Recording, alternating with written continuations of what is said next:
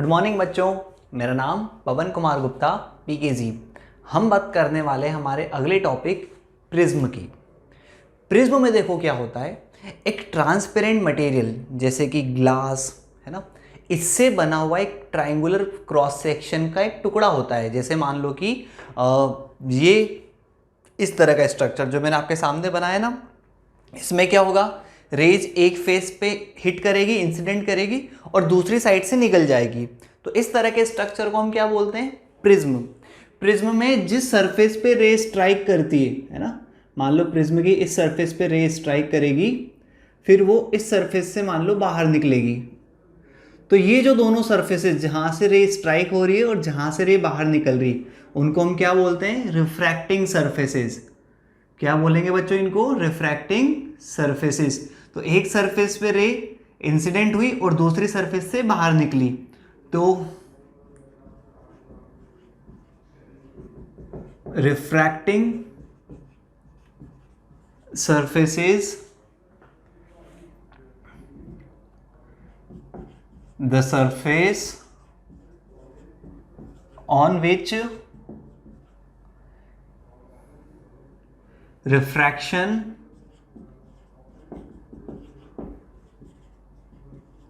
Takes place. Refracting angle किसको बोलेंगे बच्चों,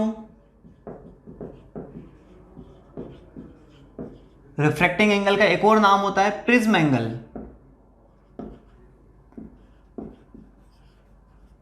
इसको हम डिनोट करते हैं ए से। ये होता है angle between refracting surfaces.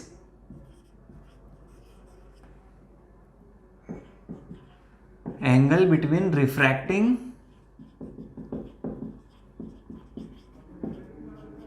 Surface. अब यहां पे देखो, ये एंगल जो है वो ये वाला एंगल, इसको हम बोलते हैं प्रिज्म एंगल। प्रिज्म को हम डायग्राम में कैसे शो करते हैं, अब बार बार ऐसा डायग्राम नहीं बनाना है, बार बार हम ऐसा वाला ही डायग्राम बनाएंगे। तो प्रिज्म हम किसको बोलेंगे, transparent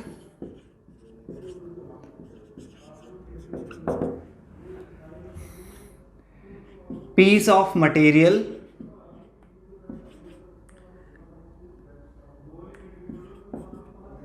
a transparent piece in which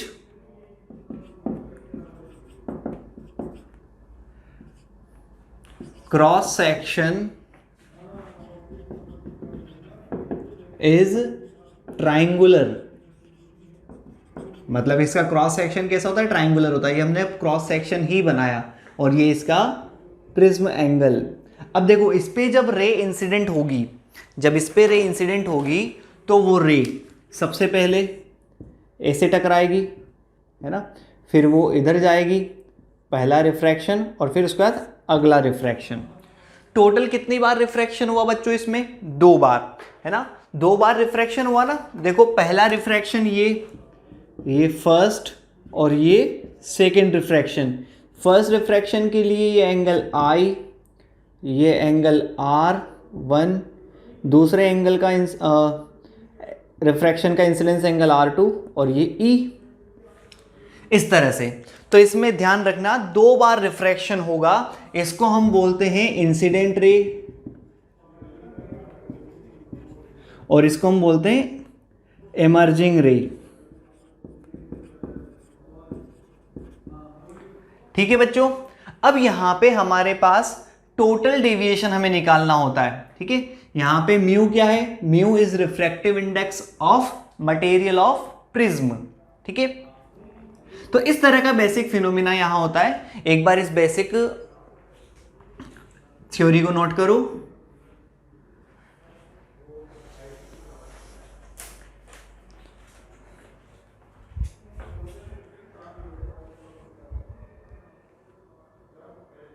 तो एक ट्रांसपेरेंट मटेरियल का एक पीस जिसका ट्रायंगुलर क्रॉस सेक्शन हो, उसको हम क्या बोलते हैं, इज कॉल्ड प्रिज्म। ठीक है,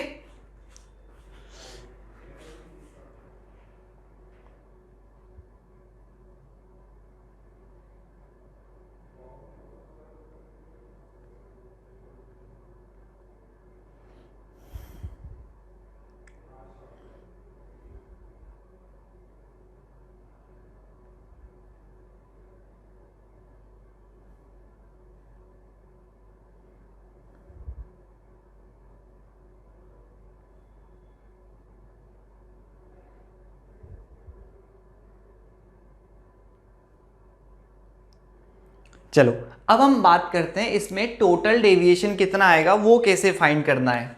ठीक है,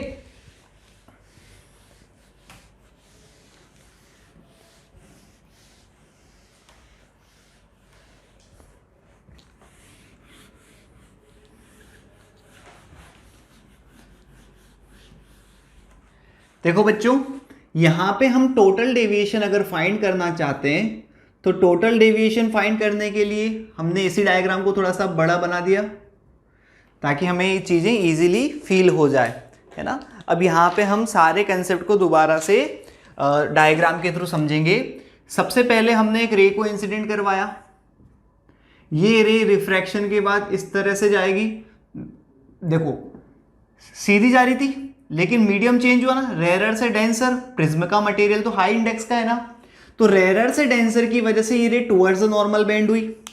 फिर ये दूसरा नॉर्मल है ना, ये दोनों नॉर्मल को हम चाहे तो यहां ऐसे मिला भी सकते हैं। ठीक है, अब ये रे देखो वापस किधर जा रही है, डेंसर से रेयरर, तो सेकेंड रिफ्रैक्शन में ये रे सीधे जाने के बजाय ऐसे मुड़ जाएगी अवे फ्रॉम द नॉर्मल। तो ये एंगल ऑफ इंसिडेंस आई, ये एंगल ऑफ रिफ्रैक्शन R1, ये सेकेंड सरफेस का एंगल ऑफ इंसिडेंस, बट इसको मैं R2 बोल देता हूं, और ये एंगल ऑफ इमर्जिंग E। ठीक है बच्चों, अब देखो ये सरफेस जो है वो नॉर्मल बनाया ना हमने, तो नॉर्मल का ये वाला एंगल कितना हो जाएगा 90, ये एंगल प्रिज्म वाला एंगल A इसको हमने मान लिया। अब इस केस में इस एंगल को हम ऐसा करते हैं थीटा मान लेते हैं, है ना। इस पॉइंट को नाम दे देते हैं A के बाद इसको नाम देते हैं B, C और इसको नाम दे देते हैं D।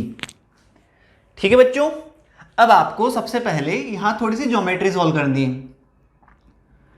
क्वाड्रिलेटरल, एक क्वाड्रिलेटरल बन रहा है ABCD, तो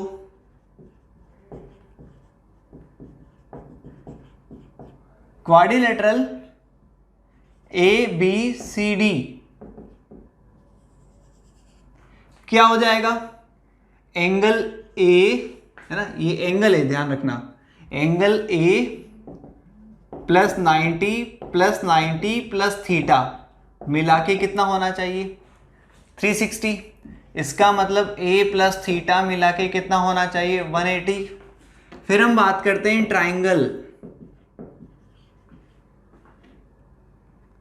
in triangle BCD, triangle BCD में total angle R1 R2 plus theta मिला के कितना होना चाहिए 180।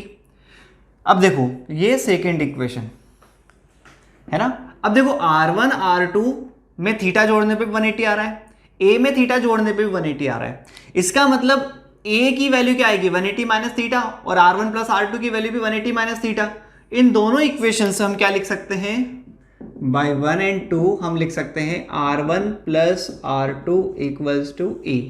ये पहली काम की इक्वेशन होती है बेटा प्रिज्म की, ध्यान रखना प्रिज्म के हर क्वेश्चन में ये इक्वेशन काम आती ही है। ठीक है बच्चों, तो ये हमने सबसे काम की इक्वेशन को डिराइव किया प्रिज्म में। अब हमें टोटल डेविएशन देखना है, तो टोटल डेविएशन कैसे देखेंगे, for first refraction, first refraction के लिए देखो mu i sine i equals to mu r sine R1। अब म्यू आई की वैल्यू क्या है, एयर है ना दोनों तरफ, तो ठीक है, तो 1 sine i equals to mu sine R। ठीक है, ये फर्स्ट रिफ्रैक्शन की इक्वेशन। फिर सेकेंड रिफ्रैक्शन के लिए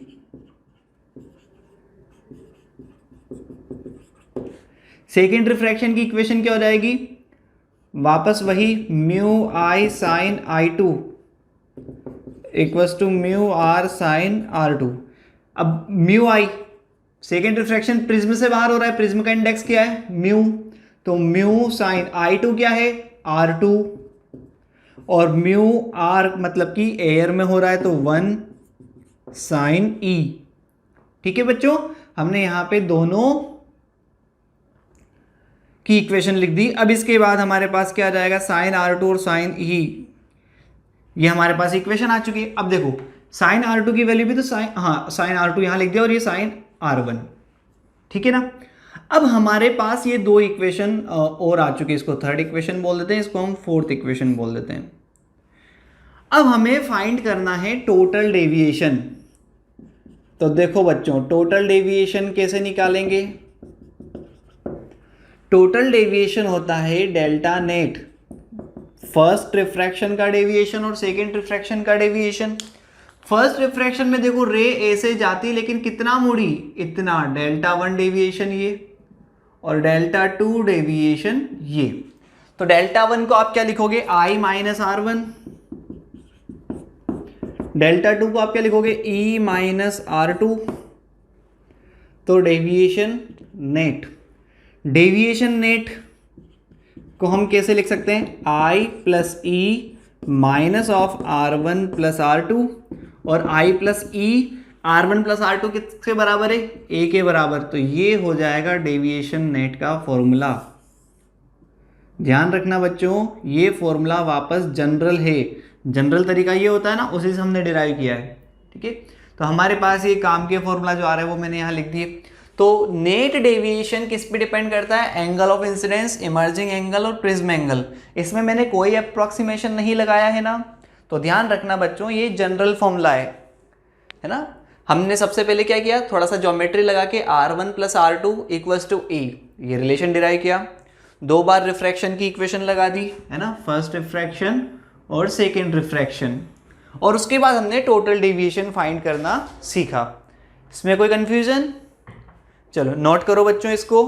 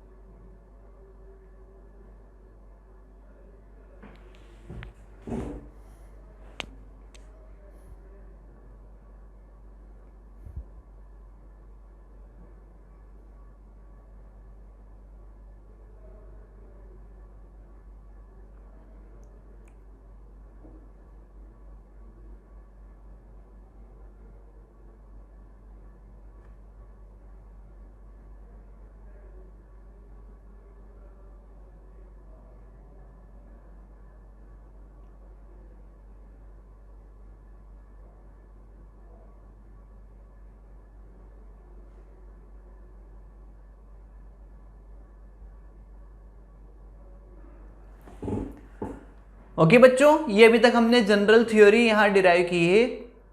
इसके बाद हम देखते हैं कि डेविएशन किस तरह से चेंज होता है according to angle of incidence, है ना। तो यहां पे अब हम चीजों को कंसिडर करने की कोशिश करते हैं। देखो टोटल डेविएशन क्या आ रहा है, I प्लस ई माइनस ई। अब एंगल ऑफ डेविएशन नेट जो आया है ना, डेविएशन नेट जो आ रहा है, इसको I के हिसाब से अगर हम चेंज किस तरह से हो रहा है वो देखना चाहें, तो अब हम बात करेंगे अगले सेगमेंट की। ये लिख लिया ना आपने, मैं इसको मिटा रहा हूं अब, है ना। अगर आप नहीं लिखते हैं तो पॉज करके इसको लिख लें, है ना।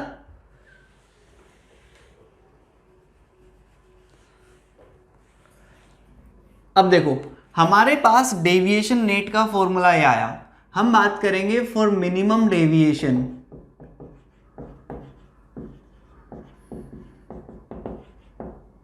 मिनिमम डेविएशन, देखो किसी भी चीज का मिनिमा और मैक्सिमा फाइंड करना हो तो क्या करना चाहिए, for minimum deviation differentiation, first differentiation को 0 करना चाहिए। अब यहां देखो I का डिफरेंशिएशन I के रिलेटिव क्या हो जाएगा 1, ये क्या हो जाएगा DE बाई DI, और A का डिफरेंशिएशन, A तो कांस्टेंट टर्म है ना, उसका डिफरेंशिएशन 0, है ना। अब हमें इस चीज को 0 के इक्वल करना है, इसका मतलब 1 plus DE by DI minus A का डिफ्रेंसिएशन 0, इससे D E by D I क्या आएगा माइनस ए। अब देखो माइनस तो वैसे भी आना ही है ना, क्योंकि हमने इसको मेजर किया कैसे एंटी क्लॉकवाइज, इसको क्लॉकवाइज मेजर किया, तो माइनस का मतलब क्या है कि ये दोनों अपोजिट सेंस में, एक एंटी क्लॉकवाइज एक क्लॉकवाइज है।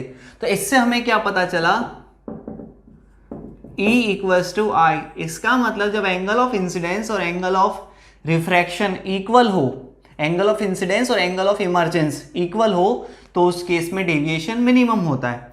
अब देखो साइन आई किसके बराबर है, म्यू R1, साइन E किसके बराबर है, म्यू R2। अब I और E इक्वल है, इसका मतलब R1 R2 भी तो इक्वल होना चाहिए। तो अब यहां पे हम बाय इक्वेशन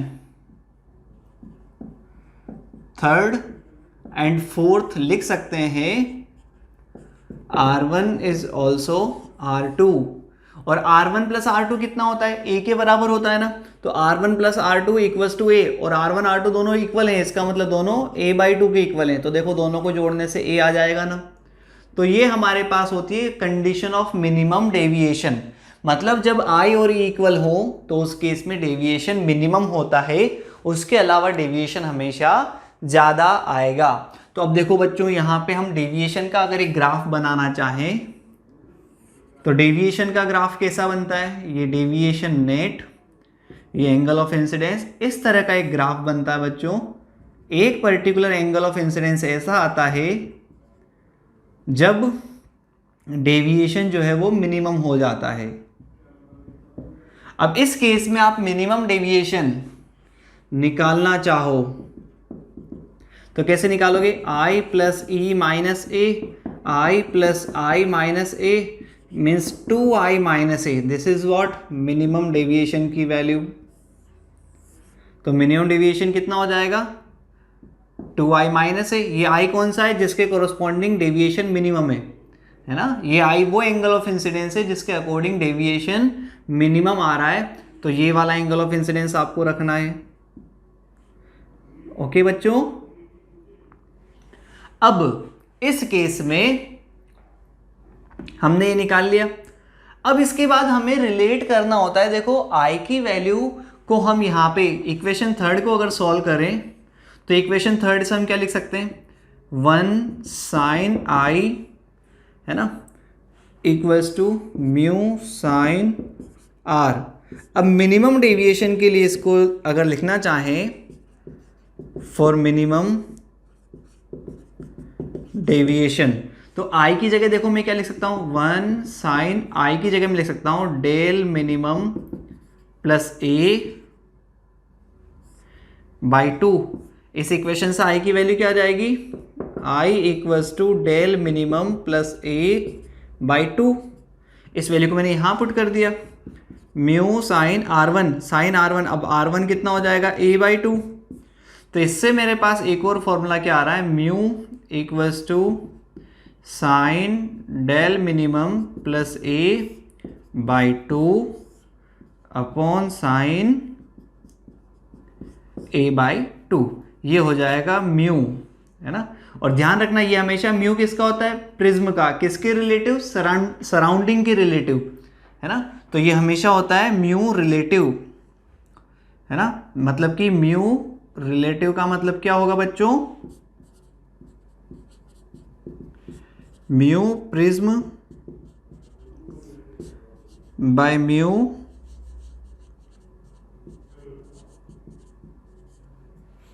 सराउंडिंग। तो इस तरह से हमने मिनिमम डेविएशन की कंडीशन निकाली। तो मिनिमम डेविएशन के केस में क्या होता है, I और E इक्वल होते हैं, R1 R2 जो है वो इक्वल होके A बाई 2 के इक्वल होते हैं। मिनिमम डेविएशन का फॉर्मूला ये आता है जो कि जनरल डेविएशन से ही आया है ना। डेविएशन का बेसिक फॉर्मूला क्या था ये, इससे हमने मिनिमम डेविएशन निकालने के लिए E की जगह वापस E की वैल्यू कितनी है I, वो रख दिया, सॉल्व किया बस।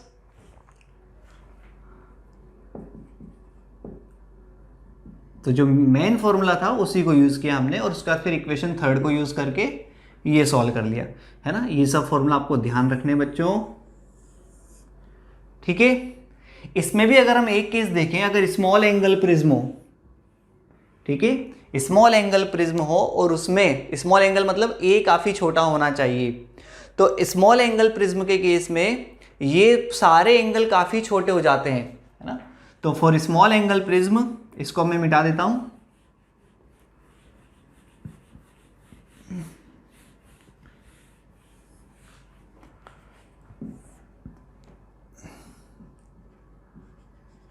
For small angle prism a very small, और जब प्रिज्म एंगल काफी छोटा हो, है ना, स्मॉल एंगल प्रिज्म के लिए क्या हो जाएगा, ए वेरी स्मॉल। अगर ए छोटा है इसलिए डेविएशन नेट भी छोटा आएगा। भाई छोटे एंगल का प्रिज्म छोटा डेविएशन देता है। ध्यान रखना, जितना ज्यादा इंक्लाइनेशन होता है एंगल उतना ज्यादा अच्छा डेविएशन आता है। एंगल जितना कम होगा, ये पैरेलल स्लेब अगर पैरेलल इंक्लाइंड फेस अगर पास पास आते जाएंगे तो उस केस में क्या होगा, एक तरह से पैरेलल ग्लास स्लेब की तरह बन गया ना ये। तो उस केस में डेविएशन कम आता है, तो डेविएशन नेट भी काफी कम होगा। तो इस कंडीशन में क्या हो जाएगा, डेविएशन नेट, है ना। और हमारे पास एक कंसेप्ट क्या होता है, साइन थीटा को हम थीटा लिख सकते हैं इफ थीटा वेरी स्मॉल, ये तो हमें पता है ना। तो इस वजह से हम क्या लिखेंगे, mu relative is deviation minimum plus A by 2 upon A by 2। इसी इक्वेशन को हमने यूज किया। तो म्यू रिलेटिव क्या हो जाएगा बच्चों, अब इसको सॉल्व करोगे ना तो डेविएशन जो आएगा मिनिमम, ये आ जाएगा म्यू -1, और ये म्यू क्या है, म्यू रिलेटिव -1 इंटू ए। अब ध्यान रखो, हम अगर स्मॉल एंगल प्रिज्म के लिए बात कर रहे हैं तो फिर मिनिमम लिखो या ना लिखो कोई फर्क नहीं पड़ता, क्योंकि उसमें डेविएशन हमेशा कम ही आ रहा है ना। अब कम में फिर मिनिमम या मैक्सिमम वो ऑलमोस्ट सेम ही होता है, तो इसलिए हम इसको लिख सकते हैं म्यू रिलेटिव -1 इंटू ए। ध्यान रखना ये स्मॉल एंगल प्रिज्म के लिए ही होगा फॉर्मूला बस। मतलब इसमें स्मॉल एंगल प्रिज्म अगर हो तो आप चाहे, ये जैसे मान लो स्मॉल एंगल है थीटा, है ना, मान लो 1 डिग्री 2 डिग्री 3 डिग्री ऐसे प्रिज्म एंगल गिवन है, तो आप चाहे इसमें कितना ही एंगल ऑफ इंसिडेंस रख दो, है ना, हमेशा एंगल ऑफ डेविएशन लगभग इतना ही आएगा। ठीक है, फॉर जनरली हम इसमें नियर नॉर्मल इंसिडेंस की बात करते हैं, तो नियर नॉर्मल इंसिडेंस, क्योंकि नियर नॉर्मल इंसिडेंस के केस में ही तो इंसिडेंस एंगल छोटा होता है। ठीक है बच्चों, तो इस तरह का क्वेश्चन, इसको समझें।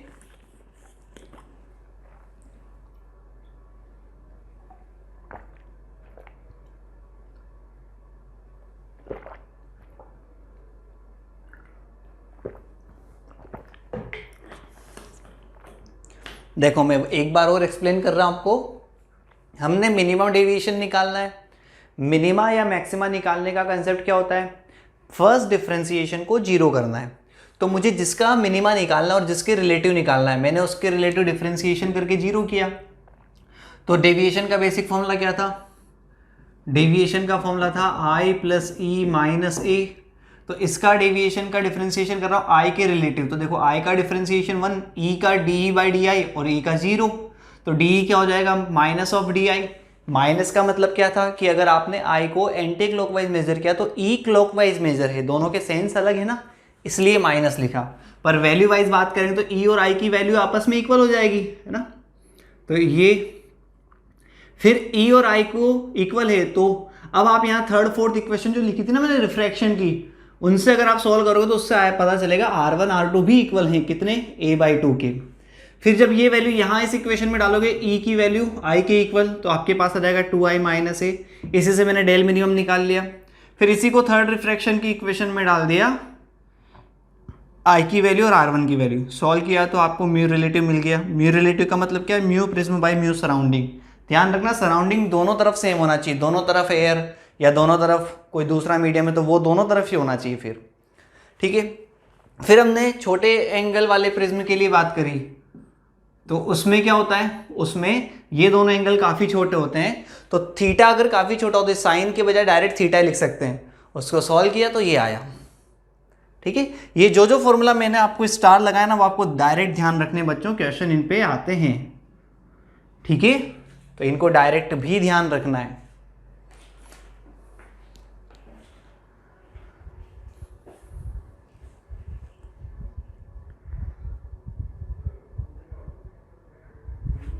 लिखो बच्चों इसको।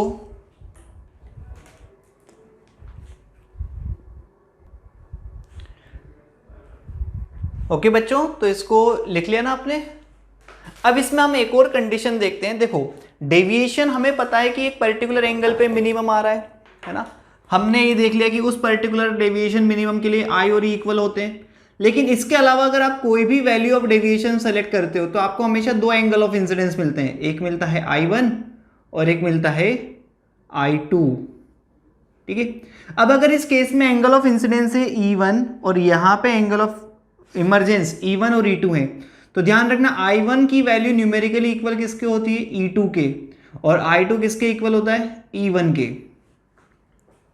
है ना। ये एक्सपेरिमेंटल है, मतलब जैसे मान लो आपने यहाँ पे अगर मान लो रे को 30 डिग्री पे हिट करवाया और यहाँ पे एंगल 60 बन रहा है और उस केस में मिनिमम डेविएशन है ना। इसको ऐसे समझो कि अगर मान लो हमने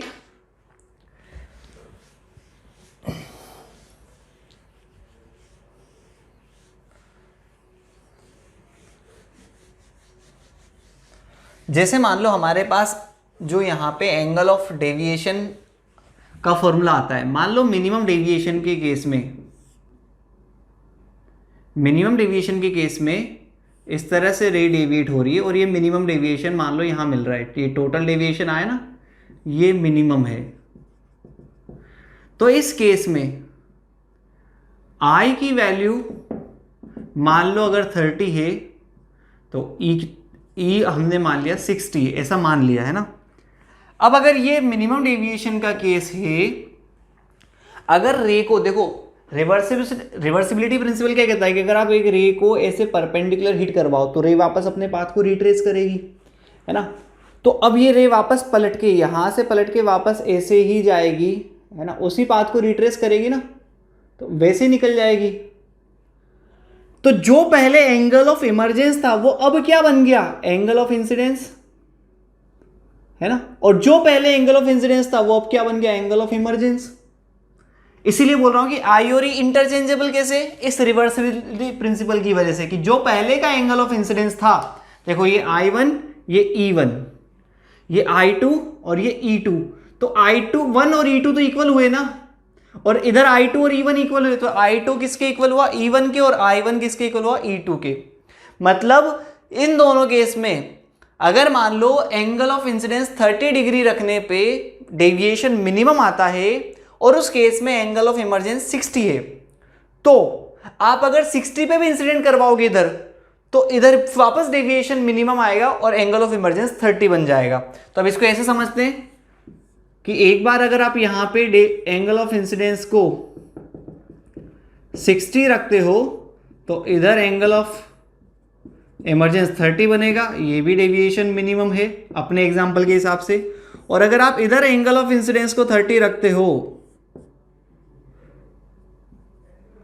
है ना, I2 अगर आप 30 रखते हो तो E2 बनेगा 60।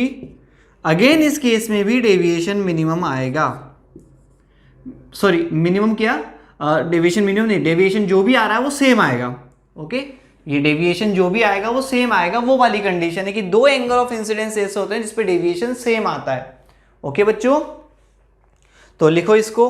और डेविएशन मिनिमम के केस में I1 I2 दोनों इक्वल हो जाते हैं, I और E इक्वल हो जाएंगे ना, तो अगर इधर 60 है तो इधर भी 60, तो ये दोनों भी 60 फिर, है ना। तो वो मिनिमम डेविएशन के लिए हमेशा एक पर्टिकुलर एंगल ऑफ इंसिडेंस आता है, जबकि और सभी डेविएशन के लिए दो दो एंगल ऑफ इंसिडेंस पॉसिबल होते हैं, है ना। अब देखो यहां पे ग्राफ में एक और चीज दिख रही है कि डेविएशन कभी मैक्सिमम भी तो होगा, डेविएशन कभी ना कभी मैक्सिमम भी तो होगा। तो अब यहां हम बात करते हैं मैक्सिमम डेविएशन किस कंडीशन में आता है। तो देखो मैक्सिमम डेविएशन की कंडीशन समझेंगे। फॉर मैक्सिमम डेविएशन हमेशा ध्यान रखना, देखो यहां पे अगर आपने एंगल ऑफ इंसिडेंस कुछ रखा और ये रे इधर जा रही, अब इधर के बाद रे जितना ज्यादा डेविएट होगी, ये ई एंगल जितना ज्यादा बढ़ेगा उतना ज्यादा डेविएशन आएगा। तो मैक्सिमम डेविएशन के लिए ई को क्या होना पड़ेगा?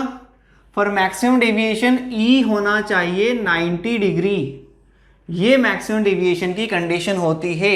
इसका मतलब डायग्राम कैसे बनाएंगे इसका, कि इसमें जब रे आएगी तो वो हमेशा 90 डिग्री पे इंसिडेंट होना एमर्ज होना जरूरी है।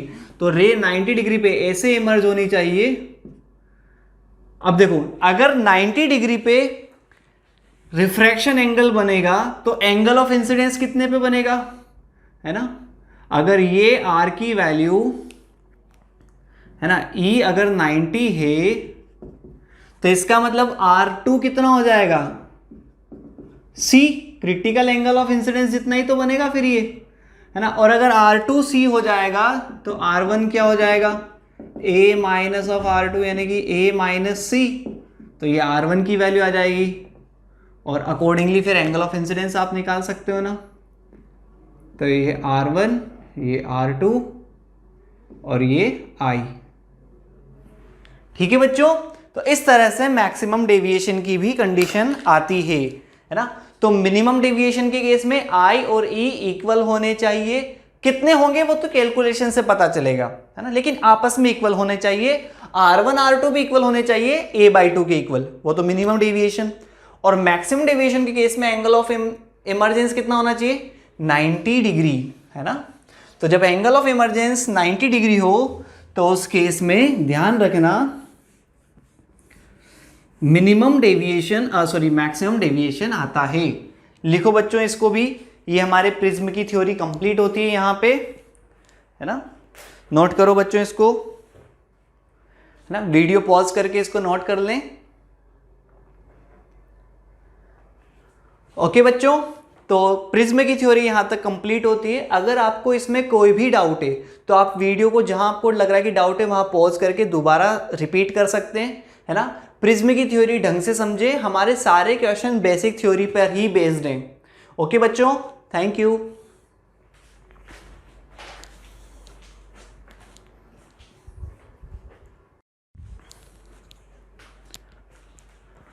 गुड मॉर्निंग बच्चों, मेरा नाम पवन कुमार गुप्ता, पीकेजी। हमने प्रिज्म की थ्योरी पढ़ ली है और उस थ्योरी में हमने प्रिज्म के लिए बेसिक डेविएशन कैसे निकालते हैं वो सीखा था। दोनों सरफेस के रिफ्रैक्शन की इक्वेशंस बनाई थी हमने, फिर मिनिमम डेविएशन और मैक्सिमम डेविएशन की कंडीशंस लिखी थी। ठीक है, अब हम आते हैं प्रिज्म के क्वेश्चंस पे। तो फर्स्ट क्वेश्चन की बात करते हैं। फर्स्ट क्वेश्चन में आपको बताना है फाइंड डेविएशन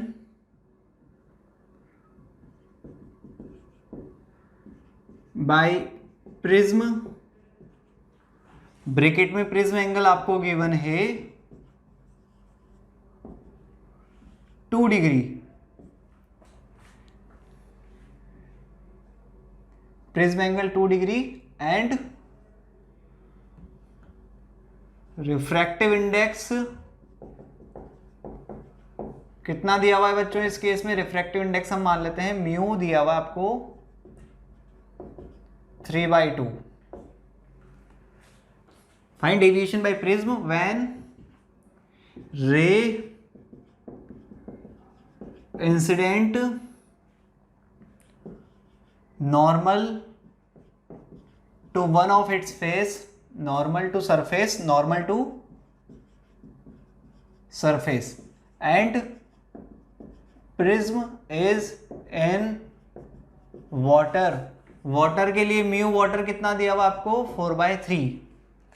अब देखो आपको ये बोला है कि प्रिज्म जो है वो पानी के अंदर है, इसकी एक सरफेस पे हम रे को नॉर्मल इंसिडेंस कर रहे हैं। नॉर्मल इंसिडेंस करने का मतलब क्या होता है? सरफेस के परपेंडिकुलर स्ट्राइक करना, ऐसे इसको बोलते हैं नॉर्मल इंसिडेंस। ठीक है, तो अब इस क्वेश्चन को सॉल्व करने के लिए देखो आपको बेसिक कंडीशन को बनाना पड़ेगा वापस। ये एक प्रिज्म है, स्मॉल एंगल प्रिज्म, इस पे एक रे को आपने इस तरह से इंसिडेंट करवा दिया।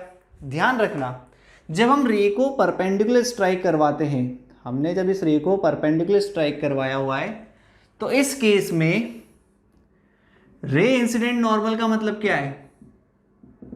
आई की वैल्यू 0, इसका मतलब R1 भी क्या हो जाएगा 0। R1 अगर 0 हो जाएगा तो R2 क्या हो जाएगा,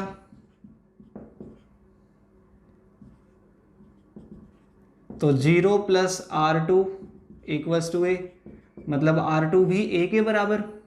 ठीक है, तो देखो I हमें पता लग गया, R2 पता लग गया, R2 A के इक्वल है। अब अगर R2 A के इक्वल है तो यहां पे जब रे जाएगी तो ये वापस इधर डेविएट होगी ना। तो अब इस केस में देखो ये ए एंगल काफ़ी छोटा है, समझाने के लिए डायग्राम जब मैं जरूर बड़े बड़े एंगल दिखा दिए मैंने, लेकिन ध्यान रखना ये ए एंगल काफ़ी छोटा है। अब इस केस में हमारे पास फॉर्मूला क्या हो जाएगा सेकेंड रिफ्रैक्शन के लिए। देखो यहाँ पे क्या है म्यू प्रिज्म और यहाँ क्या है म्यू वाटर, क्योंकि ये पूरा सिस्टम तो पानी के अंदर है ना। ठीक है, हम बिल्कुल बेसिक नॉलेज पे चल रहे हैं, हम कोई भी डायरेक्ट फॉर्मूला काम में नहीं लेंगे, हम बिल्कुल बेसिक नॉलेज पे चल रहे हैं, है ना। बेसिक नॉलेज क्या है, 2 बार रिफ्रैक्शन लगाना, ये बेसिक नॉलेज है, और एक ये रिलेशन, ये बेसिक था, है ना। अब बाकी हम हमारे बेसिक कंसेप्ट पे चल रहे हैं। तो देखो आई पता है, R1 पता है, R2 पता है, सेकेंड सरफेस पे रिफ्रैक्शन लगा दो तो, है ना। अच्छा ये R1 0 कैसा आया, ये फर्स्ट रिफ्रैक्शन की इक्वेशन से आएगा। ये तो हमें पता है ना, जब कोई सरफेस नॉर्मल के अलोंग आती है तो बिना मुड़े निकल जाती है, तो ये रे नॉर्मल के अलोंग आई तो बिना मुड़े निकली। अब इस केस में सेकेंड रिफ्रैक्शन लगाओगे तो सेकेंड रिफ्रैक्शन की इक्वेशन क्या बनेगी, mu prism sine R2 mu water sine E। Mu prism sine R2 कितना है sine A, mu water sine E। अब हमें पता है A is very small, A अगर काफी छोटा है तो इसका मतलब E will also be small. इसका मतलब अगर छोटे एंगल है तो छोटे एंगल के लिए हम क्या लिख सकते हैं, म्यू पी साइन ए की जगह ए, छोटे एंगल के केस में साइन थीटा को थीटा लिखते हैं ना। तो देखो मेरे पास ई क्या आ जाएगा, mu prism by mu water into A आ गया। ये थर्ड इक्वेशन और ये फोर्थ इक्वेशन। अब देखो बच्चों हमारे पास डेविएशन का फॉर्मूला क्या होता है, आई प्लस ई माइनस ए। आई की वैल्यू 0, ई की value mu prism by mu water into A minus of A. बच्चों ये क्या बन जाएगा, म्यू रिलेटिव -1 इंटू ए। यही तो वो फॉर्मूला है जो मैंने आपको लिखवाया था। तो मैंने तो आपको ये फॉर्मूला डिराइव करवा दिया एक्चुअली। जो फॉर्मूला अपन ने वहां मिनिमम डेविएशन की कंडीशन से लिखा था, मैंने यहाँ पे डायरेक्ट डिराइव करवा दिया उसको। अब इस केस में देखो मिनिमम डेविएशन जैसा कुछ काम में नहीं लिया ना मैंने। इसका मतलब अगर प्रिज्म एंगल काफी स्मॉल हो तो उस केस में डेविएशन का एक ही फॉर्मूला होता है, यही मिनिमम है यही मैक्सिमम है ना। क्यों, क्योंकि हमने लगभग नियर नॉर्मल इंसिडेंस, मतलब कि आई टेंडिंग टू 0 होना चाहिए, बस इसके लिए ध्यान रखना। आई टेंडिंग टू 0 और ए काफी स्मॉल अगर हो तो डेविएशन का फॉर्मूला ये आ जाएगा अपने पास। अब इस केस में देखो वैल्यू रखेंगे तो क्या हो जाएगा, म्यू रिलेटिव मतलब कि mu prism by mu water -1 into A. कितना है म्यू प्रिज्म 3/2, 4/3 -1 इंटू 2 डिग्री दिया हुआ है। तो देखो बच्चों ये क्या हो जाएगा 9/8 -1 इंटू 2 डिग्री आएगा 1/8, मतलब कि 1/4 डिग्री का डेविएशन। देखो कितना स्मॉल डेविएशन आया, 1 डिग्री का भी 1/4 हिस्सा, है ना। तो ध्यान रखना स्मॉल एंगल प्रिज्म के लिए मैंने आपको यहाँ पे ये फॉर्मूला डिराइव करवा दिया। आप चाहो तो डायरेक्ट भी काम में ले सकते हो, क्वेश्चन सॉल्व करना है डायरेक्ट काम में लो, है ना। बट कई लोगों को अगर ये फॉर्मूला याद ना रहे तो बेसिक पे चल के भी तो आना चाहिए ना हमें। ठीक है बच्चों, नोट करो इसको, है ना, वीडियो पॉज करके इसको नोट कर लें। बच्चों हम सेकेंड क्वेश्चन पे आते हैं। अब सेकेंड क्वेश्चन में देखो हमारे पास एक प्रिज्म गिवन है। ये प्रिज्म 2 डिफरेंट मटेरियल से बना हुआ है। ओके, ये दोनों एंगल जो हैं वो कितने हैं 30 डिग्री और ये भी 30 डिग्री, है ना। इधर μ1 कितना है बच्चों √2 और ये μ2 कितना है √3। यहाँ पे एक रे को हमने स्ट्राइक करवा दिया 45 डिग्री एंगल पे। कितने एंगल पे स्ट्राइक करवाया बच्चों? 45 डिग्री एंगल पे मैंने यहाँ स्ट्राइक करवा दिया। तो अब इस केस में आपको ये बताना है कि कितना एंगल ऑफ डेविएशन यहाँ पे आएगा टोटल। ठीक है, ध्यान रखना इसमें दो प्रिज्म है, एक इंडेक्स √2 का है, एक इंडेक्स √3 का है, और दोनों तरफ हमने हवा रखी हुई है ना, मतलब ये दोनों प्रिज्म आपस में चिपकाए हुए हैं, लेकिन ये हवा है, और ये 90 डिग्री एंगल से दोनों के। ठीक है, मतलब दोनों की जो वर्टिकल सरफेसेस है वो आपस में कांटेक्ट में है। अब इसमें आपको टोटल डेविएशन बताना है। बच्चों यहाँ रिफ्रैक्शन कितनी बार होगा सबसे पहले वो चेक करना जरूरी है। सबसे पहले एयर से √2 में, फिर √2 से √3 में, फिर √3 से वापस एयर में। तो पहला जो रिफ्रैक्शन होगा उसके लिए देखो इस तरह से बनेगा। तो यहां पे पहले मैं लैंग्वेज लिख देता हूं, फाइंड नेट डेविएशन। अब नेट डेविएशन इसमें फाइंड करना है। तो देखो हमारे पास सबसे पहले क्या आता है इसमें, first refraction. For first refraction, first refraction क्या हो जाएगा? फर्स्ट रिफ्रैक्शन के लिए एयर टू √2 है ना, एयर टू प्रिज्म 1 जिसके लिए म्यू कितना है √2। ठीक है, तो इस वाले में फर्स्ट रिफ्रैक्शन होगा। फर्स्ट रिफ्रैक्शन के लिए हमारे पास इक्वेशन क्या हो जाएगा? देखो जनरल इक्वेशन होती है μi sin i equals to μr sin r। ये हो जाएगा 1 sin 45 इक्वल्स टू μr कितना है बच्चों? रिफ्रैक्टिंग मीडियम √2 वाला है, sin r।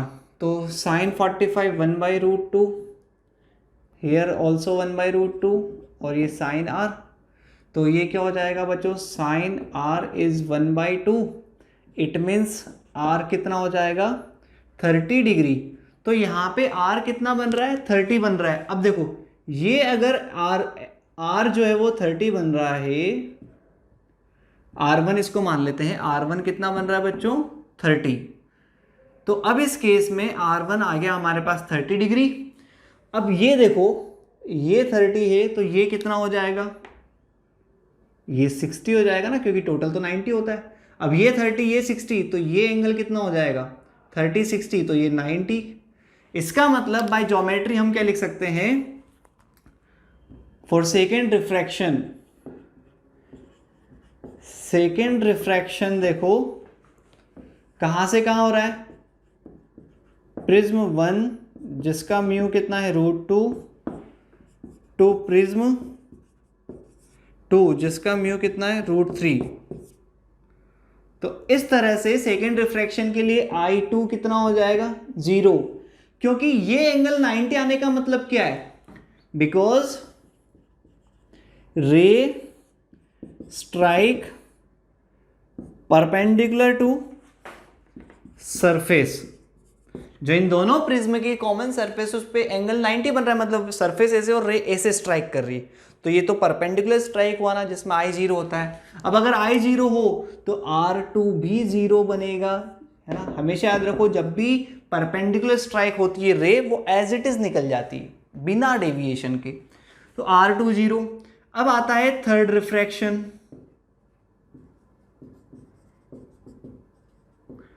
थर्ड रिफ्रैक्शन के लिए देखो कैसे करेंगे। अब इसको यहां पे रे जब यहां से निकलेगी तो वापस देखो, अगर ये I2 0 था तो R2 भी 0 बन गया। अब यहां पे जब वापस नॉर्मल बनाओगे, ये 90 है तो ये एंगल वापस कितना बनेगा? 60। तो ये I2 एंगल वापस कितना बन I3 एंगल वापस कितना बन जाएगा? 30। I3 एंगल 30 है तो वापस E एंगल निकालना पड़ेगा ना हमें।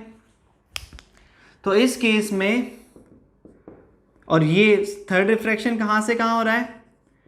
प्रिज्म 2 जिसका इंडेक्स √3 है टू एयर जिसका इंडेक्स कितना है? 1। तो यहां पे I3 कितना है बच्चों? 30 डिग्री। तो यहाँ इक्वेशन क्या बन जाएगी, √3 sin 30 equals to 1 sin R3 के बजाय इसको बोल दो E, इमर्जिंग एंगल है ना। तो इस केस में ये इमर्जिंग एंगल E कितना आ जाएगा, √3 इंटू 1/2 इज साइन E। तो E की वैल्यू आ जाएगी बच्चों 60 डिग्री, क्योंकि साइन E √3/2, साइन थीटा √3/2 कितने पे होता है, 60 पे। अब हमारे पास तीनों एंगल पता है, तो देखो फर्स्ट रिफ्रैक्शन में डेविएशन कैसे लिखोगे आप बच्चों, Δ1 हो जाएगा I माइनस R1। I कितना है 45 माइनस 30, 15 डिग्री किधर, क्लॉकवाइज है ना। फिर दूसरा I2 R2 0 है, तो डेविएशन 2b कितना आ जाएगा 0। और तीसरा डेविएशन 3 कैसे निकालोगे, E minus of R2, 60 minus of 30 कितना हो गया बच्चों 30 डिग्री, किस तरह से, क्लॉकवाइज। तो नेट डेविएशन के लिए क्या करना होता है, बेसिक फॉर्मूला क्या होता है नेट डेविएशन का, Δ1 प्लस Δ2 प्लस Δ3, जितने भी डेविएशन है सबको ऐड करना है। कितना आया 15 degree plus 0 degree plus 30 degree, ये भी क्लॉकवाइज है और ये भी क्लॉकवाइज है, तो इसका मतलब जुड़ेगा। तो टोटल डेविएशन कितना आया बच्चों 45 डिग्री क्लॉकवाइज। देखो तो हमें क्या करना है, अब यहाँ पे ऐसे दो प्रिज्म चिपका दिए, तो आप घबरा मत जाओ इस क्वेश्चन से, है ना, कोई बड़ा क्वेश्चन नहीं है ये भी, आपको केवल रिफ्रैक्शन के बेसिक कंसेप्ट लगाने हैं। देखो मैंने प्रिज्म की थ्योरी नहीं लगाई इसमें, अब प्रिज्म की थ्योरी लगाई ही नहीं मैंने, कोई भी डायरेक्ट फॉर्मूला कोई प्रिज्म का लगाया क्या बताओ, नहीं। ये रिफ्रैक्शन का कंसेप्ट होता है, उसी से डेविएशन निकाला, ये भी रिफ्रैक्शन का कंसेप्ट, ये भी रिफ्रैक्शन का कंसेप्ट, बीच बीच में ज्योमेट्री जरूर लगाई है एंगल निकालने के लिए, और ये डेविएशन नेट का कंसेप्ट। इसमें प्रिज्म का कोई कंसेप्ट नहीं है, सारे जनरल रिफ्रैक्शन के ही कंसेप्ट हैं, उन्हीं से क्वेश्चन सॉल्व करना है, ठीक है। नोट करो बच्चों, इसको भी समझो, है ना, बहुत ध्यान से समझो इस क्वेश्चन को, है ना, बिल्कुल बेसिक रिफ्रैक्शन के रूल मैंने अप्लाई किए।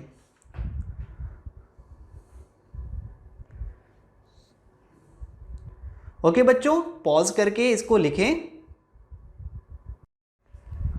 चलो बच्चों हम अगले क्वेश्चन पे आते हैं। अगले क्वेश्चन में आपको लैंग्वेज गिवन है, एन इक्विलैटरल प्रिज्म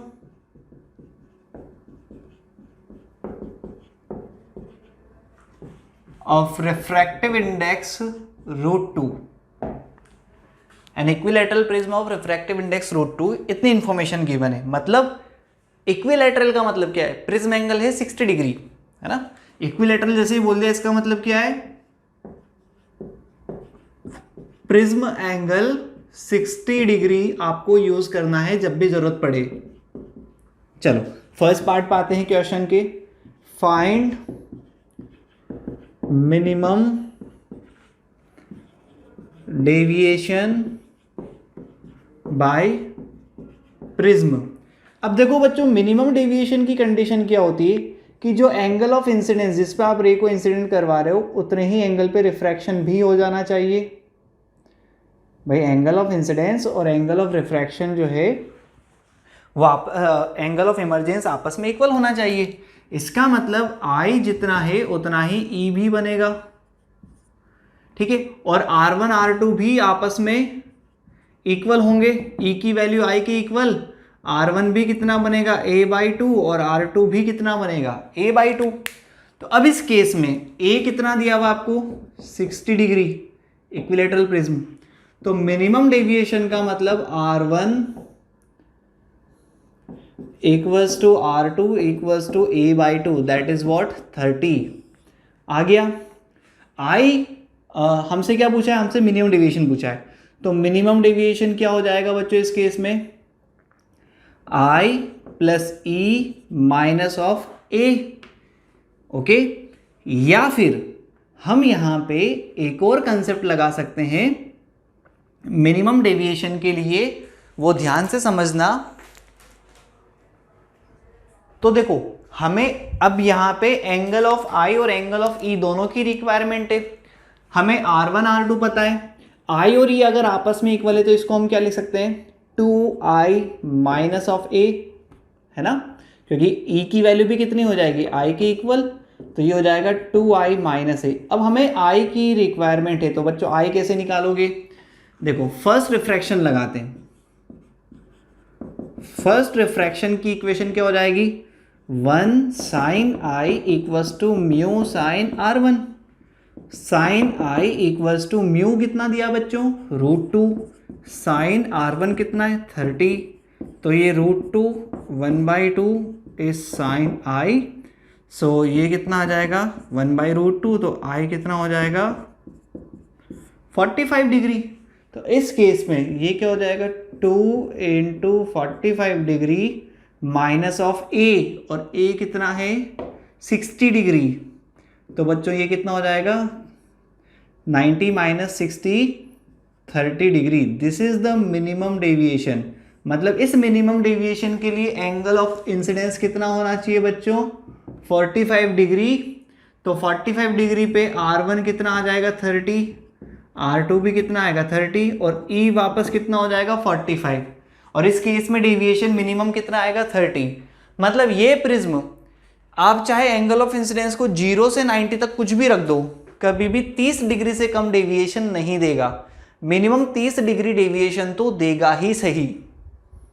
ओके, चलो नोट करो बच्चों इसको, बिल्कुल बेसिक कंसेप्ट है ना। केवल मिनिमम डेविएशन की जो कंडीशन थी R1 R2 इक्वल होते हैं, वो मैंने यहाँ पे यूज की है ना। उसके बाद तो सारा जनरल ही किया हुआ है आपके सामने, ये देखो, नोट करो इसको।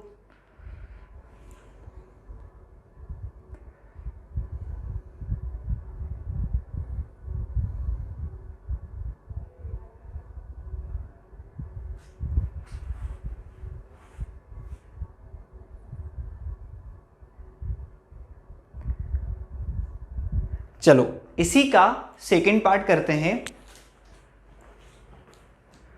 Find maximum deviation. देखो अब हमें मैक्सिमम डेविएशन बताना है, तो मैक्सिमम डेविएशन की कंडीशन भी आपको मैंने लिखवाई है ना। मैक्सिमम डेविएशन के केस में E कितना होता है बच्चों? 90 डिग्री है ना। अब E अगर 90 है तो देखो कैसे सॉल्व करेंगे हम। डायग्राम को मैं दोबारा बना रहा हूं। E 90 का मतलब क्या है? रे वापस अपने पाथ जो सेकेंड सरफेस है उसमें इस तरह से सरफेस के पैरेलल निकलेगी। अब रे अगर इस तरह से पैरेलल निकल रही है तो देखो यहां पे रे इस तरह से आई होगी ना। अब रे अगर इस तरह से आती है, E की वैल्यू 90 के केस में अगर डेविएशन मैक्सिमम होता है तो देखो R2। अब R2 कैसे निकालेंगे है ना, तो यहाँ आप ध्यान से समझना बच्चों कंसेप्ट। और ये है R1 और ये है I। ये A कितना दिया है बच्चों आपको? 60। E की वैल्यू 90 है ना, मतलब रे जो है ग्रेज कर रही है सरफेस को, ग्रेज द सरफेस है ना। तो अब इस केस में सेकेंड रिफ्रैक्शन की इक्वेशन अगर आप लगाओगे, सेकेंड सरफेस पे रिफ्रैक्शन की इक्वेशन लगाओगे तो क्या हो जाएगा?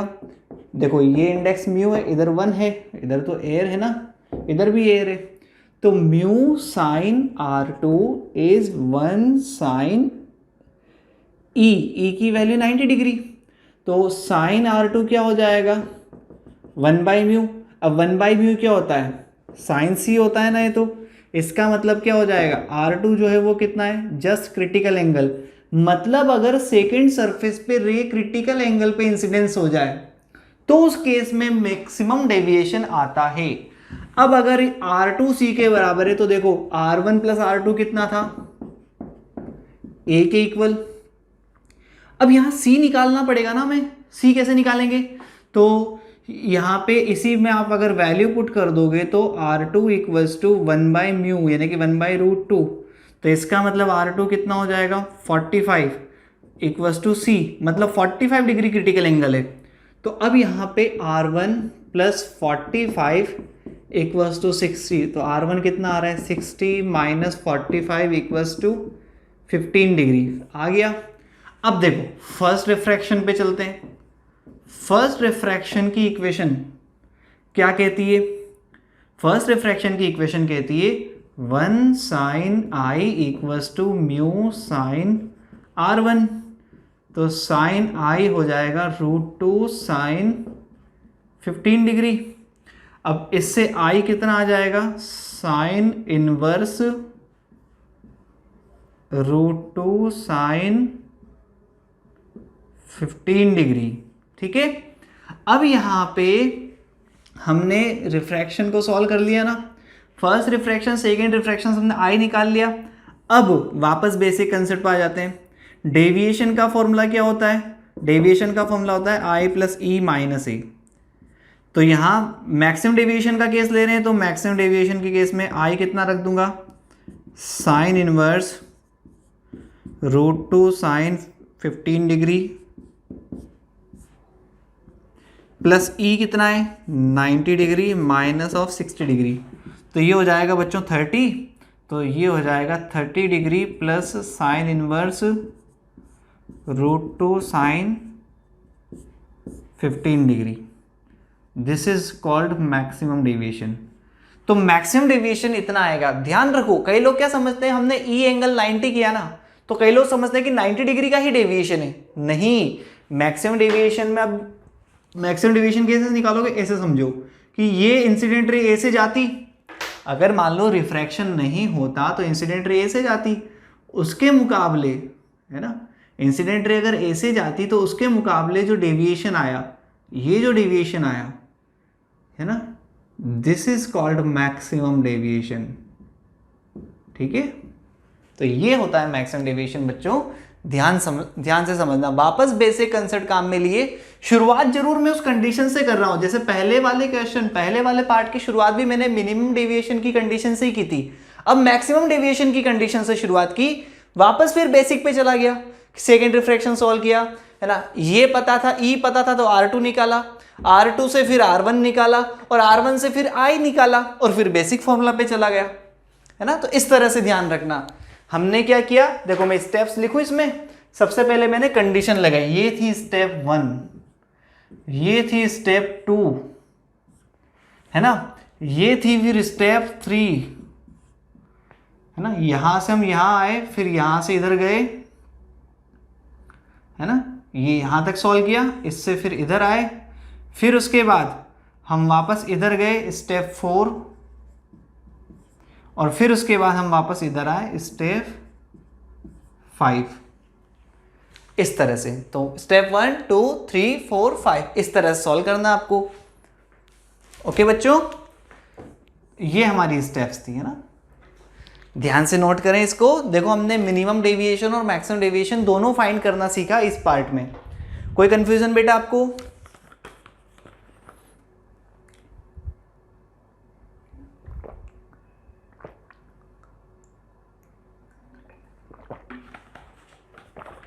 तो ये यहां तक बेसिक फॉर्मूला बेस्ड क्वेश्चन होते हैं। आई होप आप अब इनको कर पाओगे। तो बच्चों शीट के जो बेसिक फॉर्मूला बेस्ड क्वेश्चन दिए हुए उनकी प्रैक्टिस करें, हम इसके और क्वेश्चंस ट्राई करेंगे। ओके बच्चों, थैंक यू।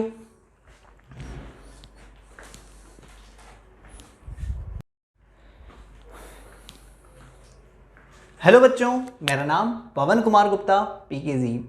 हमने अभी तक पढ़ा है प्रिज्म की थ्योरी, मिनिमम डेविएशन की कंडीशन, मैक्सिमम डेविएशन की कंडीशन। उसके बाद हमने ट्राई किए हैं प्रिज्म के बेसिक क्वेश्चंस, जिसमें हमने बिल्कुल बेसिक फॉर्मूला जो प्रिज्म के होते हैं वो लगाए, बेसिक इक्वेशंस यूज़ की। अब हम यहाँ करने वाले हैं ऐसे क्वेश्चंस जिसमें कुछ कंसेप्ट भी लगेंगे। प्रिज्म के ही क्वेश्चंस में कुछ आपको दूसरे कंसेप्ट नज़र आ सकते हैं। तो चलो पहले क्वेश्चन से शुरुआत करते हैं। जैसे मान लो हमारे पास एक प्रिज्म है, लेकिन ये प्रिज्म जो है वो होलो है। इस प्रिज्म में इस तरह से अंदर पूरा सॉलिड नहीं है, अंदर इसमें एयर है ना, इसके अंदर एयर है और बाहर भी एयर है ना। तो ये अंदर भी एयर, बाहर भी हवा है ना। और इस पे एक रे को इंसिडेंट करवाया गया है, इस पे एक रे को इस तरह से इंसिडेंट करवा दिया। अब आपसे ये पूछा है कि बताओ अगर ये रे इंसिडेंट होगी तो कितना डेविएशन इसमें आएगा। फाइंड डेविएशन बाय होलो प्रिज्म। अब होलो प्रिज्म कितना डेविएशन देगा, ठीक है। देखो इसमें अब रिफ्रैक्शन कितनी बार होगा पहले हम ये समझे। देखो पहली बार एयर से ग्लास तो फर्स्ट रिफ्रैक्शन, फिर वापस ग्लास से एयर तो सेकंड रिफ्रैक्शन यहीं पे हो जाएगा। तो ये तो एक पैरेलल ग्लास स्लैब की तरह काम करेगा ना, और हमें पता है पैरेलल ग्लास स्लैब में डेविएशन आता ही नहीं है, लेटरल शिफ्ट जरूर आता है, डेविएशन तो नहीं आता है ना। तो इस केस में ये रे थोड़ी सी नॉर्मल की तरफ मुड़ के वापस ऐसे ही चली जाएगी उसी डायरेक्शन में, मतलब जिस डायरेक्शन में आई थी उसी डायरेक्शन में चली जाएगी, केवल क्या होगा थोड़ा सा लेटरल शिफ्ट हो जाएगा। फिर ये देखो यहाँ पे वापस ये रे एयर से किधर जा रही है, इस तरफ, तो ये थोड़ा सा नॉर्मल की तरफ वापस मुड़ेगी, तो नॉर्मल की तरफ मुड़ेगी तो इस तरह से, और फिर वापस ये चौथी बार रिफ्रैक्शन फेस करते हुए वापस पैरेलल चली जाएगी इस तरह से। तो इस केस में भी कोई डेविएशन नहीं आया, मतलब कि तीसरी बार जो रिफ्रैक्शन हुआ और जो फोर्थ बार रिफ्रैक्शन हुआ, तो फर्स्ट सेकंड रिफ्रैक्शन तो एक ही पैरेलल ग्लास स्लैब से था, थर्ड फोर्थ रिफ्रैक्शन भी एक ही ग्लास स्लैब से था, तो है ना पैरेलल सरफेस वाली ग्लास स्लैब है ना ये दोनों। तो इसका मतलब जब पैरेलल वाली ग्लास स्लैब से रिफ्रैक्शन होता है तो डेविएशन नहीं आता है। तो इस केस में डायरेक्ट नेट डेविएशन कितना बोल दोगे, 0, because face of prism act as parallel glass slab and, और पैरेलल ग्लास स्लैब भी कौन सा केस, जब दोनों तरफ मीडियम सेम हो, with both side same medium. कौन सा मीडियम है यहां पे दोनों तरफ, यहां पे हम बात कर रहे हैं एयर मीडियम की। इस वजह से दोनों तरफ सेम मीडियम है, इस वजह से यहां पर कोई डेविएशन नहीं आएगा दोनों फेसेस से, ठीक है। तो ये तो काफी सिंपल हो गया ना। इसी में एक क्वेश्चन और बना दिया जाता है, if this hollow prism is filled with water.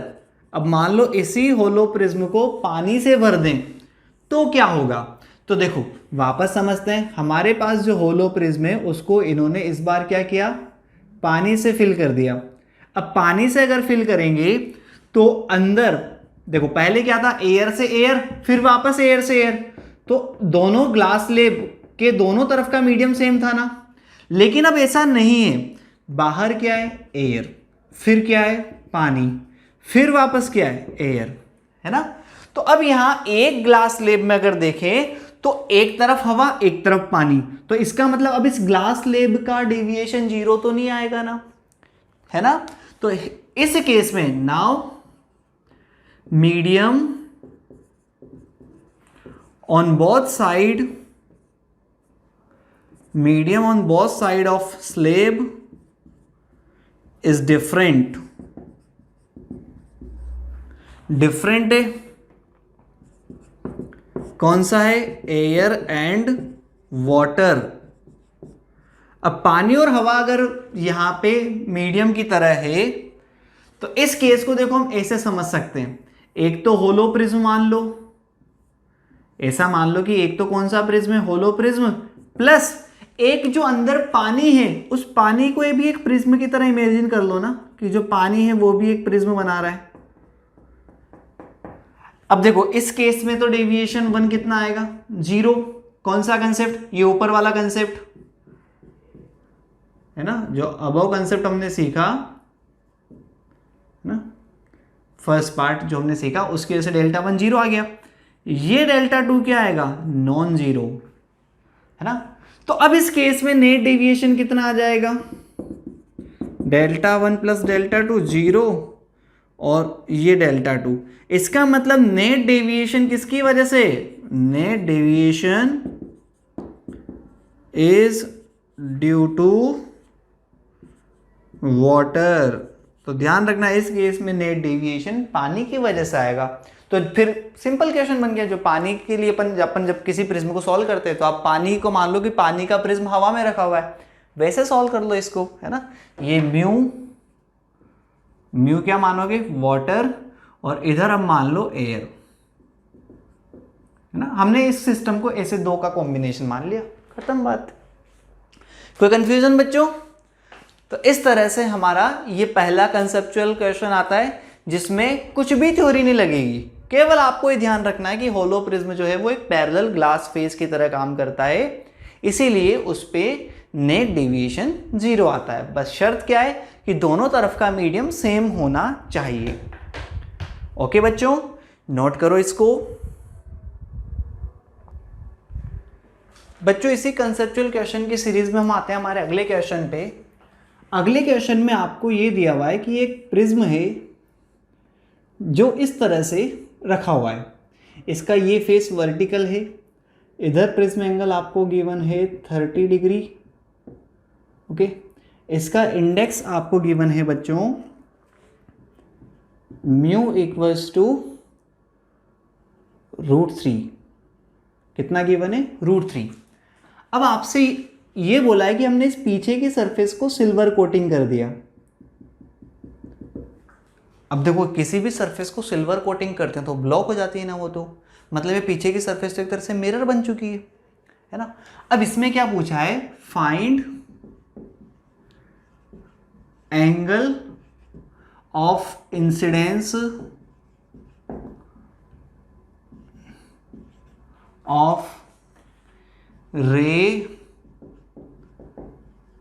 Incident on transparent face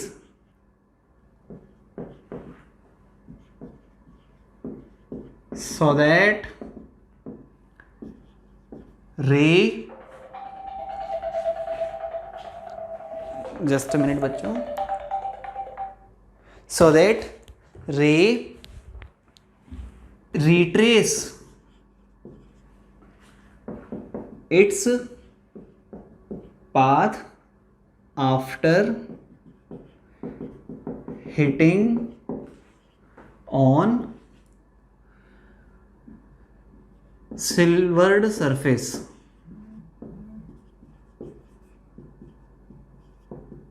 अब देखो सिल्वर्ड सरफेस पे हिट करने के बाद रे अपने पाथ को रिट्रेस करे, उसके लिए देखो हमें अब कैसे सोचना पड़ेगा। रिट्रेस करवाने की कंडीशन क्या है, किसी भी मिरर पे रे अपने पाथ को रिट्रेस कब करती है, जब वो परपेंडिकुलर स्ट्राइक करती है। तो हम वैसे ही सोचते हैं कि रे अगर हमने इसमें डाल दी, है ना। अब इसका सॉल्यूशन देखो, समझना बच्चों, इसके सॉल्यूशन में हम क्या कर रहे हैं, तो इसके सॉल्यूशन को अब समझना, हम यहां एक प्रिज्म से रे को रिट्रेस करवाना चाह रहे हैं। अब रिट्रेस करवाने के लिए आपको इस तरह से रे स्ट्राइक करवानी पड़ेगी ना। अब ये रे इस तरह से स्ट्राइक करेगी, तब जा करके देखो क्या होगा,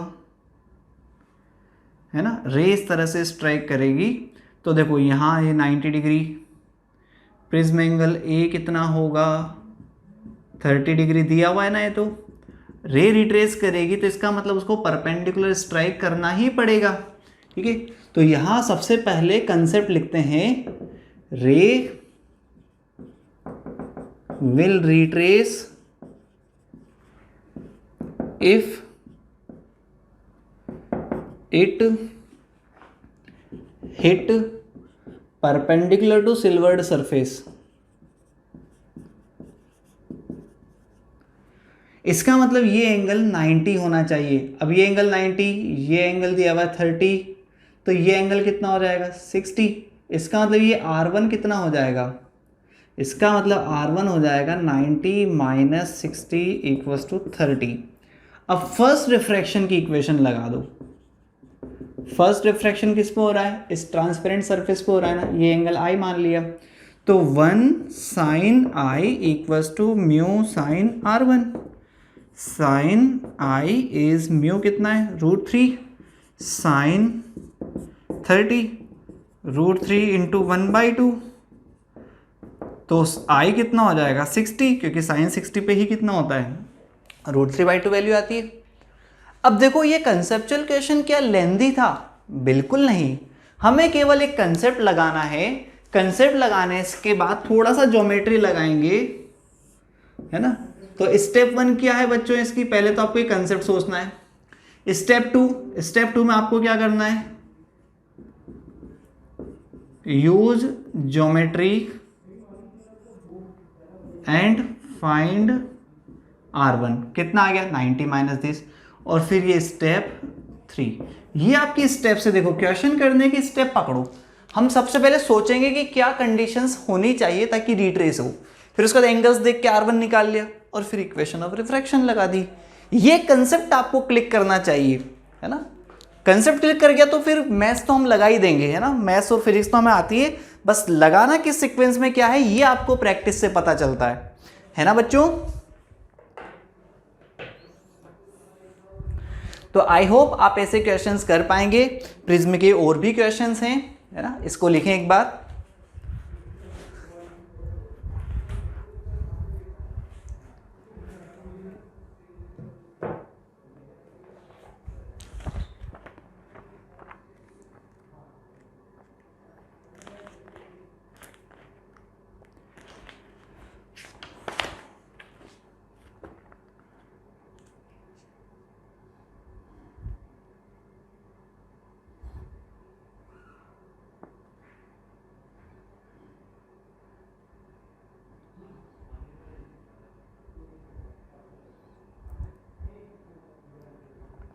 चलो अगले क्वेश्चन पे आते हैं। नोट कर लिया आपने बच्चों, अगले क्वेश्चन पे आते हैं। अगले क्वेश्चन में आपको एक प्रिज्म गिवन है। अब आपको ये बोला है find relation between angle of prism A and critical angle of prism material. Prism जिस मटेरियल से बना है उसका क्रिटिकल एंगल का रिलेशन बताना है। Find relation between these two so that ray never emerge after second refraction. Second refraction के बाद रे कभी भी बाहर ना निकले, है ना। अब ये क्वेश्चन हमें सॉल्व करना है। अब देखो इस कंसेप्चुअल क्वेश्चन में आपको सोचना वापस बेसिक से ही पड़ेगा। आपको एक प्रिज्म गिवन है, उसका एंगल ए मान लिया। अब ये बोल रहे हैं कि रे कभी भी बाहर ना निकले, है ना। नेवर एमर्ज का मतलब क्या है, means TIR at second surface. इसका मतलब सेकेंड सरफेस पे क्या होना चाहिए, TIR होना चाहिए। सेकेंड सरफेस पे TIR अगर होगा तो देखो किस तरह की कंडीशंस बनेगी उसको हम समझते हैं। यहाँ पे अगर मान लो यहाँ पे जो रे आएगी सेकेंड सरफेस पे, उसका अगर आपको TIR करवाना है तो इसका मतलब जो R2 है वो C से ज्यादा होना चाहिए ना। R2 कितना होना चाहिए, C से ज्यादा। अगर C से ज्यादा हो गया तो ये रे वापस पलट के इधर आ जाएगी, है ना। तो हमें अब यहां पे इसी कंडीशन को पकड़ना है कि सेकेंड सरफेस पे हमें क्या करवाना है, TIR। इसका मतलब ये हो गया कंसेप्ट। इसका मतलब R2 जो है वो C से ज्यादा होना चाहिए।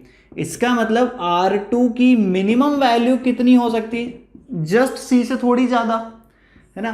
R2 minimum. अब R2 मिनिमम कब होगा, R2 का मतलब क्या होता है, A माइनस R1, क्योंकि R1 प्लस R2 कितना होता है A। R2 क्या हो जाएगा, A माइनस R1। अब A माइनस R1 की मिनिमम वैल्यू भी कितनी होनी चाहिए, C के इक्वल। अब A माइनस R1 ये पूरी वैल्यू मिनिमम कब होगी, जब R1 खुद मैक्सिमम हो। देखो ये A तो कांस्टेंट पैरामीटर है ना, प्रिज्म एंगल तो फिक्स होता है, उसमें आप जितनी बड़ी वैल्यू को माइनस करोगे उतना ही छोटा ओवरऑल आंसर आएगा। इसका मतलब A माइनस R1 मैक्सिमम कितना होना चाहिए, C। अब आता है R1 मैक्सिमम, है ना। R1 मैक्सिमम कितना हो सकता है, फॉर R1 मैक्सिमम आई कितना होना चाहिए बच्चों 90। देखो अगर आपने 90 डिग्री पे रे को स्ट्राइक करवा दिया है ना, 90 डिग्री मतलब ग्रेजिंग इंसिडेंस वाला केस है, तो अगर यहाँ पे रेरर मीडियम में अगर आई की वैल्यू 90 हो तो डेंसर मीडियम में ये एंगल कितना हो जाएगा सी जितना, है ना। डी टी आई आर से अपोजिट कंसेप्ट है। देखो टी आई आर के वक्त अपन ने पढ़ा था ना कि अगर डेंसर मीडियम में एंगल ऑफ इंसिडेंस सी हो, इसको ऐसे समझाता हूं मैं, जैसे मान लो ये डेंसर मीडियम है ना, रे अगर मान लो सी एंगल पे इंसिडेंस करे तो इधर कितना एंगल बनता है 90। अगर ये एंगल ऑफ इंसिडेंस सी हो तो ये कितना होता है 90। फिर मैं कह रहा हूं आप रे को रिट्रेस करवा दो, रिवर्सिबिलिटी प्रिंसिपल बताया था ना मैंने, तो रिवर्सिबिलिटी प्रिंसिपल के हिसाब से जब ये रे वापस पलट के जाएगी तो इस केस में यहां से अगर ये रे वापस पलटेगी तो जो पहले आर था वो अब क्या बन जाएगा आई। तो देखो अब इस केस में आई कितना है 90, तो आर कितना है वही सी जितना।